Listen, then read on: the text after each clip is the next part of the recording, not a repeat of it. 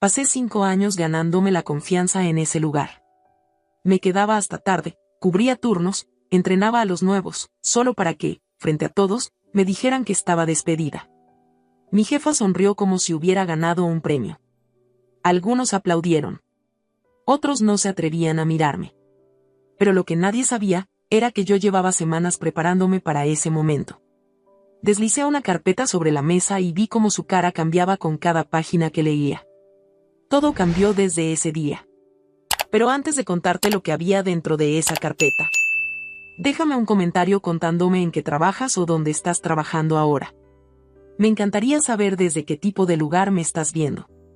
Me llamo Rachel, tengo 33 años, y durante los últimos 5 años trabajé como coordinadora de logística en un centro de distribución que provee alimentos orgánicos a todo el estado. No era el tipo de trabajo que llama la atención, pero a mí me gustaba la rutina, el ritmo rápido, la sensación de estar resolviendo problemas. Me sentía útil. El equipo solía sentirse como una familia. Celebrábamos cumpleaños en la sala de descanso. Nos ayudábamos entre todos para cubrir turnos cuando los camiones se atrasaban. Una vez me quedé hasta tarde limpiando un desastre que ni siquiera había hecho yo. Siempre he sido así, leal, tal vez hasta demasiado. Pero todo empezó a cambiar cuando llegó una nueva gerente. Se llamaba Lori. Y desde el primer día, con sus tacones altos y esa sonrisa ensayada, sentí que algo no andaba bien. Al principio fue sutil, cambios en el tono, correos que desaparecían, mi nombre olvidado en reuniones importantes. Intenté no darle demasiada importancia. Necesitaba ese trabajo. Necesitaba estabilidad. Pero, en el fondo, algo me decía que se estaba cocinando algo, y no me equivocaba. Lo que no sabía en ese momento era que ella estaba tramando algo contra mí. Y jamás me habría imaginado hasta dónde estarían dispuestos a llegar ella, y personas en las que yo confiaba. Cuando entré a ese almacén por primera vez, no tenía ni idea de que terminaría sintiéndolo casi como una extensión de mi casa. El piso frío de concreto, el olor a madera de los pallets, el sonido de las montacargas yendo de un lado a otro, todo eso se volvió familiar, casi cómodo. Yo me encargaba de toda la parte logística, revisar pedidos, controlar el inventario, organizar las entregas. Era un rompecabezas diario, y me encantaba armar cada pieza. Sabía dónde estaba cada caja, quién hacía qué, y cómo resolver cualquier imprevisto en minutos. Con el tiempo, fui ganando confianza. Mis compañeros venían a mí cuando necesitaban ayuda. Los supervisores me pedían consejos, aunque nunca lo admitieran. Sentía que pertenecía ahí. Me levantaba temprano sin quejarme. Sentía que mi trabajo valía la pena. En las pausas para el café, contábamos historias, nos reíamos de los errores del día anterior, compartíamos galletas y secretos. Eso no era solo un empleo. Era parte de mi vida. Pero es curioso cómo, a veces, lo que parece sólido empieza a resquebrajarse sin que uno se dé cuenta. La primera señal de que algo estaba cambiando llegó una mañana cualquiera. Tan normal, que casi la dejo pasar. Ese día, mi nombre no aparecía en la lista de coordinación del turno. Pensé que era solo un error, hasta que noté que estaban tomando otras decisiones sin contar conmigo. Y fue ahí, en ese pequeño detalle, donde todo empezó a derrumbarse. Yo no sabía que ese era solo el primer paso de algo más grande. Y que ya estaba en el centro de todo, sin siquiera saberlo. Lori llegó un martes nublado, de esos días en los que el clima parece anunciar lo que viene. Entró a la oficina como si ya lo supiera todo, zapatos caros, blazer ajustado, una sonrisita de lado que no llegaba a los ojos. Tenía 45 años, un currículum impresionante, y según los rumores, venía de una gran cadena de supermercados. Dijeron que venía a profesionalizar la operación. La verdad, en menos de una semana, el ambiente ligero que teníamos se volvió denso. Al principio, solo era fría. No saludaba en los pasillos, evitaba el contacto visual, me hablaba solo lo justo. Pensé que era su forma de ser, e intenté adaptarme. Pero después vinieron las pequeñas exclusiones, reuniones sin avisarme, decisiones tomadas sobre mi área sin consultarme. Un día, revisando un cronograma, vi que había hecho cambios directos en mi planificación, sin decirme nada. Cuando le pregunté, sonrió y dijo, «Tranquila, Rachel. Estabas muy ocupada. Solo traté de ayudar». Eso no era ayuda. Era un mensaje. Después de eso, empezaron los comentarios incómodos. Tienes una forma de ser demasiado sensible. No siempre el que lleva más tiempo es el que más sabe. Tal vez necesites una perspectiva externa. Palabras que sonaban inocentes, pero con un tono helado y ojos que nunca sonreían. Y lo peor, nadie más parecía notarlo. O tal vez, se hacían los que no veían. Empecé a preguntarme si era idea mía. Pero cuando vi a quienes empezó a acercarse, supe que no era paranoia. Era estrategia. El error fue mínimo. Un camión salió con 2 pallets cambiados, nada grave, nada que no hubiera resuelto 1000 veces antes. Pero esa semana, todo se sentía como una tragedia. Lori me llamó a su oficina y me habló con una calma ensayada. Esperaba más de ti, Rachel. Este tipo de error es preocupante. Intenté explicarle lo que pasó, pero ella ya tenía una decisión tomada. Al día siguiente, lo anunció en voz alta, en medio del turno de la mañana, una reorganización en el liderazgo del área. Y entonces ascendió a Emily. Emily, con sus 24 años, recién llegada, sin experiencia real, que todavía necesitaba ayuda para emitir guías de transporte. La misma Emily que andaba pegada a Lori últimamente, riéndose de sus chistes forzados y asintiendo con todo lo que decía. Eso no era sobre rendimiento. Era personal. Cuando vi a algunos compañeros fingiendo alegría por el ascenso, entendí. No era solo Lori. Había gente que estaba jugando de su lado. Tal vez por miedo, tal vez por conveniencia. Pasé el resto del día tratando de entender cómo se había armado todo tan rápido. Y entonces empecé a recordar detalles, documentos que desaparecieron, mensajes que nunca me llegaron, correos que, según Lori, yo nunca respondí. No era coincidencia. Estaban construyendo algo. Y yo ya sabía cuál sería el final si no hacía nada. Fue un domingo por la noche que tomé la decisión. Estaba acostada, mirando al techo, repasando cada detalle de las últimas semanas. Las frases disfrazadas, las miradas esquivas, las decisiones tomadas a mis espaldas. Algo dentro de mí me decía que eso iba a terminar mal, y que si no actuaba, iba a quedarme sola y sin pruebas. El lunes, empecé mi propio plan. Guardé correos en una carpeta cifrada. Tomé capturas de pantalla de mensajes y respuestas raras. Anoté comentarios con fecha, hora y quién estaba presente. Grabé audios en casa, como un diario de voz. Al principio, me sentía paranoica. Pero después entendí, no era paranoia. Era instinto de supervivencia.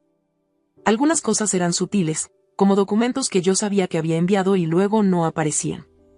Otras, más evidentes, cuando Lori cambiaba instrucciones después de que yo ya había hecho algo, y luego me exponía frente a todos. Con el tiempo, mis registros empezaron a acumularse.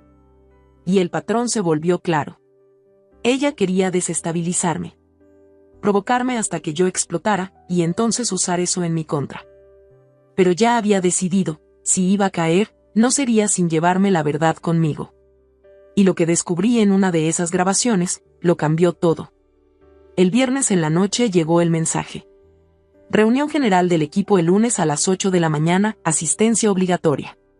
Sin tema, sin explicaciones. Y directamente de Lori. Se me revolvió el estómago. No era solo una reunión. Era un espectáculo que ella estaba montando. Y yo sabía que iba a ser la protagonista, pero no como ella imaginaba. Pasé el fin de semana revisando cada archivo que había guardado. Más de 30 correos con manipulaciones claras. Mensajes entre ella y supervisores con instrucciones para excluirme. Capturas de planillas que habían sido alteradas después de que yo las llené.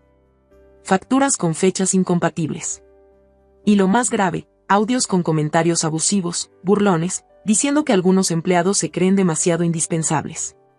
La madrugada del lunes, con los ojos ardiendo de tanto revisar, lo organicé todo en una carpeta roja. Un dossier completo. En mi cabeza, lo llamé el escudo. De camino al trabajo, paré en una imprenta 24 horas y lo imprimí todo. Portada plástica, separadores con etiquetas. Nada dejado al azar.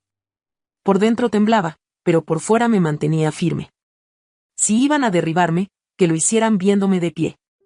Cuando llegué al estacionamiento, respiré profundo. En mi mano, la carpeta. en mi pecho, el corazón retumbando. Estaba lista, o eso me repetía a mí misma. Y cuando entré a la sala, ya estaban todos ahí. Sonriendo. Esperando. Y fue ahí donde todo comenzó. La sala estaba demasiado silenciosa.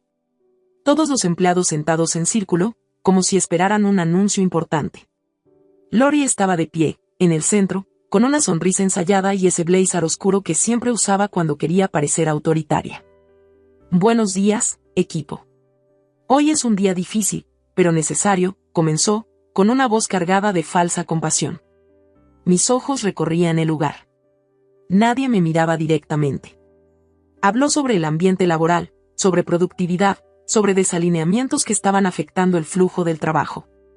Todo dicho con palabras vagas, cuidadosamente elegidas para sonar neutras, pero cada frase era una flecha, y todas venían directo hacia mí. Necesitamos un entorno saludable, donde todos se sientan valorados.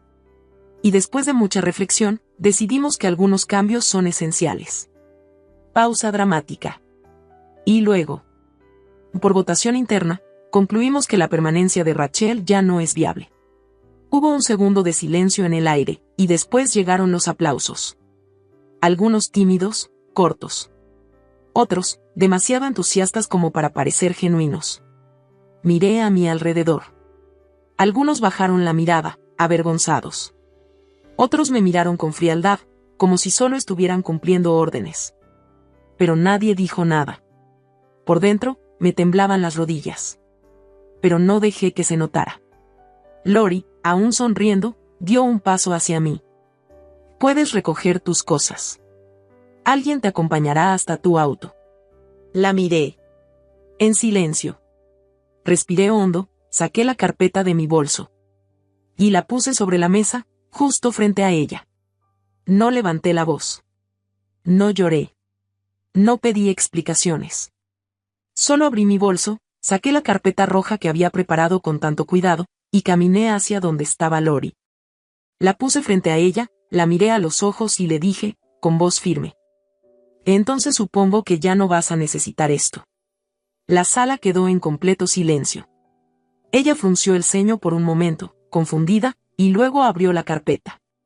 Lo que siguió fue un cambio lento, casi imperceptible, en su expresión. Las cejas se levantaron, los ojos recorrían apurados las páginas, y los labios que antes sonreían ahora formaban una línea tensa. Pasó hoja tras hoja. Y con cada nuevo documento, parecía encogerse un poco más en la silla. El aire en la sala se volvió pesado.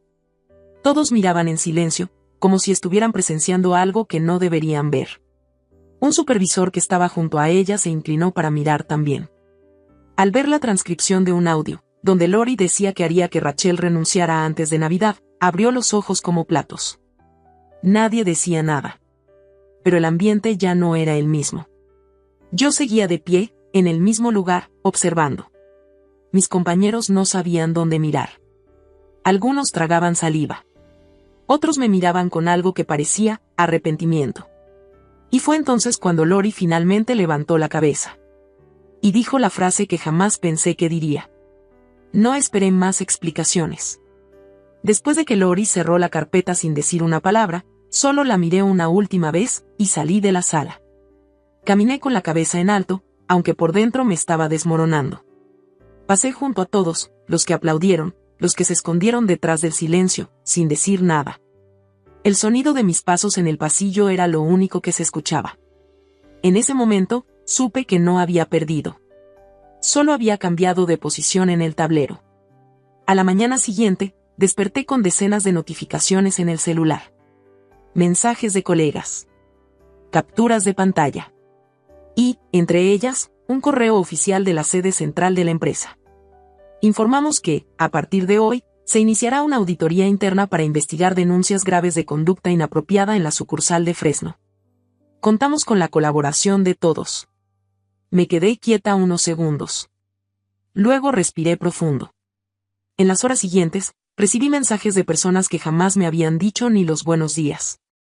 3 compañeros me llamaron para pedirme disculpas. Decían que sabían que algo andaba mal, pero tenían miedo de perder su trabajo. Y lo entendía. A veces, el silencio es solo una forma de protegerse. La semana siguiente, Lori no apareció. Después vinieron los rumores, licencia médica, crisis de ansiedad.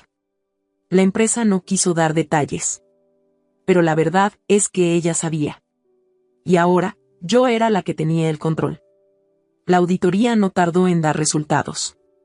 En 2 semanas, llegaron los investigadores internos con laptops, carpetas, preguntas directas y una mirada de quien ya sabe lo que está buscando.